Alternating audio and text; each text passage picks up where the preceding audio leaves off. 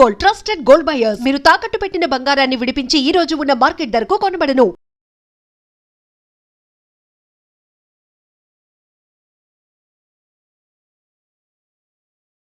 నమస్కారం, welcome to I dream. ధర్మ మార్గం విత్ విజిత కార్యక్రమానికి స్వాగతం. ప్రస్తుతం మనతో పాటు ఉన్నారు ప్రముఖ ఆధ్యాత్మికవేత్త, తెలుగు పండితులు డాక్టర్ శ్రీధర్ గారు. ఇప్పుడు వారితో మాట్లాడి మరిన్ని విషయాలు తెలుసుకుందాం. నమస్కారం అండి. నమస్తే అమ్మా. అయితే మనకు ఆషాఢ మాసం ప్రారంభం అవబోతుంది మరికొద్ది రోజుల్లో. ఆషాఢ మాసం అనగానే ఆషాఢ మాస ప్రారంభ దశల్లోనే వారాహి నవరాత్రులు కూడా జరుపుకుంటూ ఉంటారు. అయితే ఈ వారాహి నవరాత్రులు జరుపుకునే విధానం ఏ రకంగా ఉంటుందో తెలియజేయండి.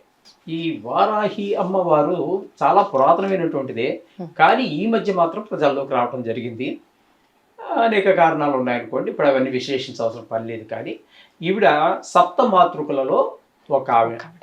అంటే ఒకానొక సందర్భంలో, అంటే దేవీ భాగవతంలో తీసుకున్నట్టయితే రక్తబీజుడు అనేటటువంటి ఒక రాక్షసుడు దేవతల గురించి బాగా తపస్సు చేసి, అమ్మవారి గురించి, ముఖ్యంగా అమ్మవారి గురించి తపస్సు చేసి, అమ్మవారి ప్రత్యక్షమై ఏం కావాలి నాయన అంటే, నాకు ఎవ్వరి చేత మరణం సంభవించకూడదు అని చెప్పేసి అడుగుతాడు.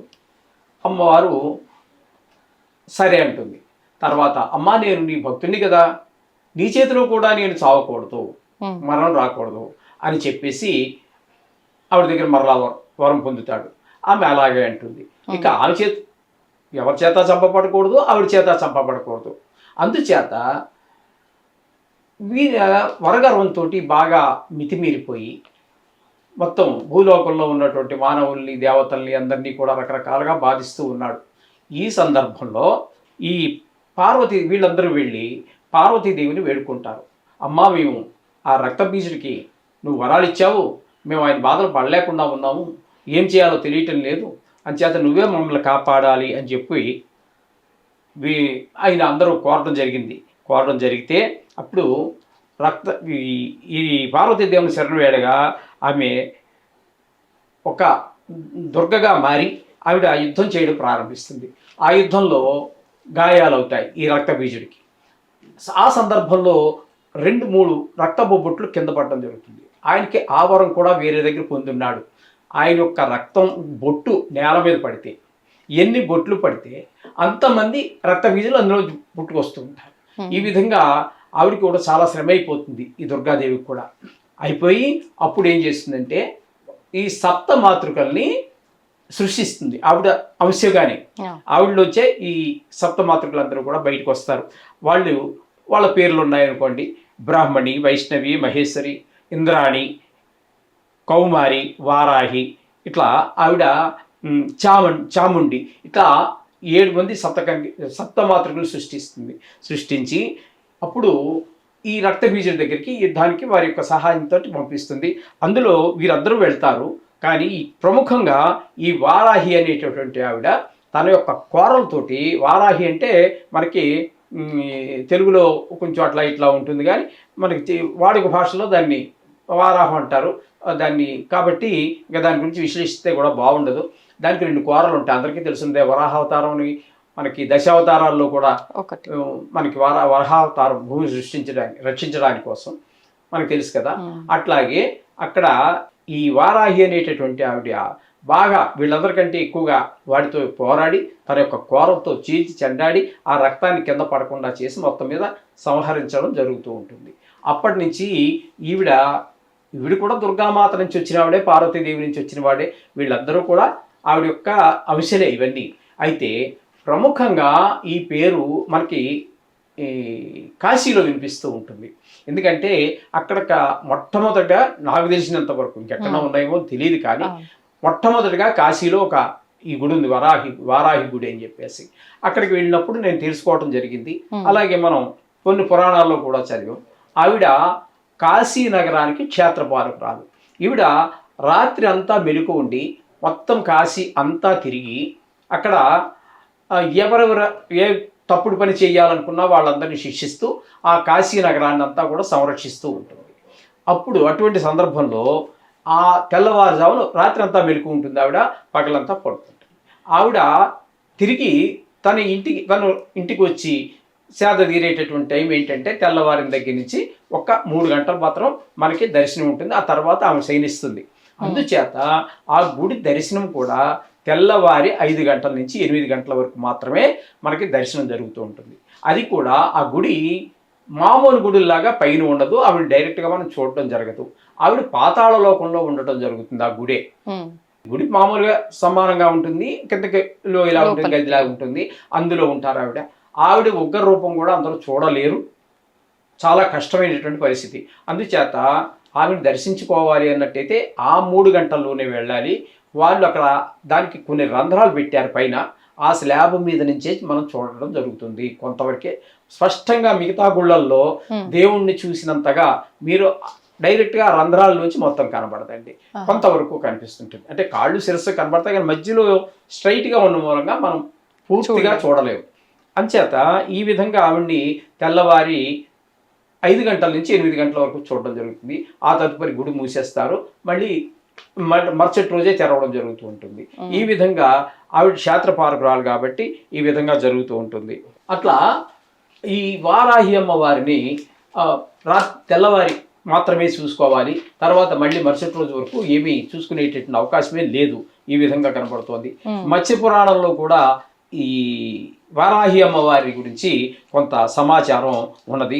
అంధకాసురుడు అనేటటువంటి వాడు మత్స్య పురాణంలో చెప్పింది ఏంటంటే, అక్కడ అంధకాసురుడు అనేటటువంటి వాడు శివుని యొక్క చెమట నుండి ఉద్భవిస్తాడు. ఆ విధంగా ఉద్భవించి అతను కూడా దేవతల మీద యుద్ధానికి వస్తాడు. సంహరించడానికి శివుడు అంధకాసురుణ్ణి వారాహి అమ్మవారిని ప్రార్థిస్తారు. వాడు ప్రజలందరి బాధ పెడుతూ ఉంటే వాళ్ళు వెళ్ళి మళ్ళీ శివుని ప్రార్థిస్తే అమ్మవారి దగ్గరికి వెళ్ళమంటాడు.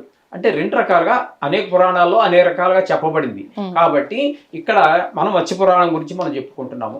ఇక్కడ మళ్ళీ ఆమె దగ్గరికి వెళ్ళినప్పుడు ఆమె వారాహి అమ్మవారిగా ఉద్భవించి ఇతను సంహరించడం జరుగుతుంది.